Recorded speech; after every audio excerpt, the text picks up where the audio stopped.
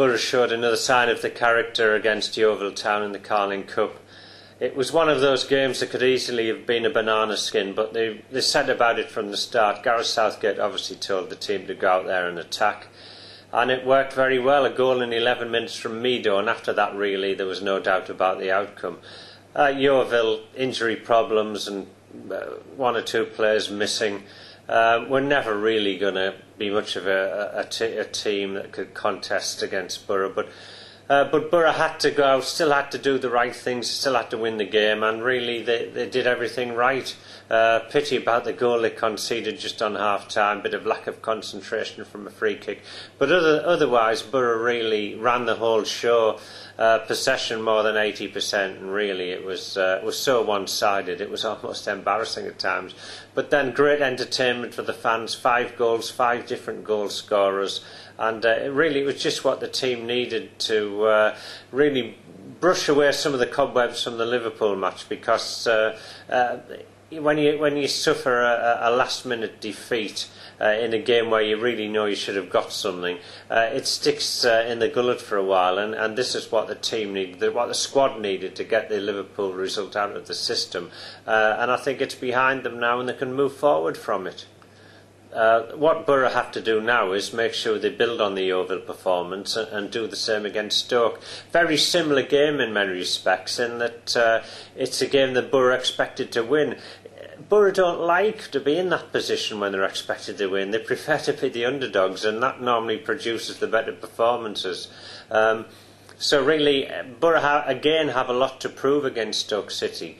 They have to go out there, take control of the game from the start, and really try to break Stoke down. Stoke are going to come with a good attitude. They'll have nearly 4,000 fans behind them. Got a great win against Aston Villa, albeit with a last-minute goal, but that will have given them a lot of confidence to believe they can achieve things in the Premier League. And in addition to that, they will feel that this is a game they can get something from.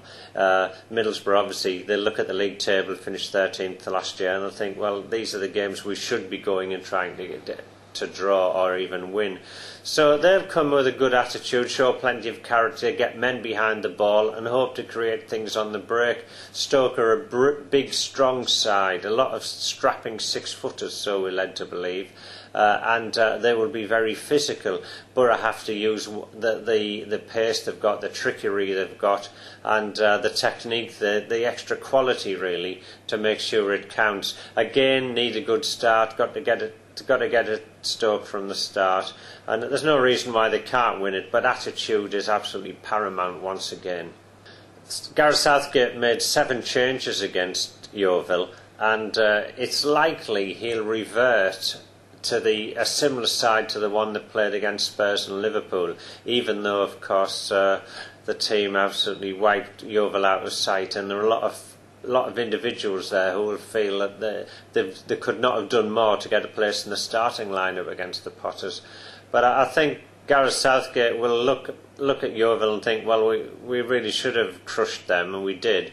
But I can't really make too many changes from the side that played in the Premier League games, because the lads did the business.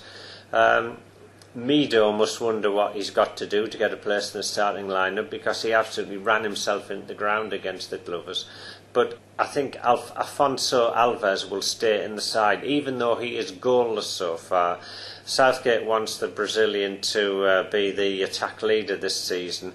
He probably fits a little bit better into the system, into the way that Boro are playing their football at the moment. And so I think that Afonso will be given the green light to stay in the side against Stoke. But he does need to produce, he does need a goal, and there is a little bit of pressure on him already, even though we're only 3 games into the season. Elsewhere, you would assume that Tunjai, who had a good game against Liverpool, would stay alongside him. Again, you could argue changes elsewhere. Didier Degarde had a fantastic game against Yeovil. He looks a real quality signing, worth every penny of a $4 million transfer fee, and I think he's going to be a great player for the Boro. But it's early days yet. He's still settling in, and Southgate may again keep him on the bench and learning what it's all about, and ready to come in when necessary. But again, he's another player who's done everything right and is knocking loudly on the door. Injuries will obviously dictate. Andrew Taylor took a knock at Liverpool and could be a doubt. The goalkeeper situation continues. Ross Turnbull has come in because of Brad Jones's injury and done very well. He's certain to start against Stoke. We'll have to wait and see how long Brad Jones is out. The club are hoping it's not going to be too long, but because of his injury, Gareth Southgate's decided that he's going to have to go into the market and bring in a third goalkeeper if he can find the right man. I expect a goalkeeper to be brought in before the transfer deadline, but I don't think he's going to be a number one. I think he's going to be essentially a number three, really to support the other two keepers.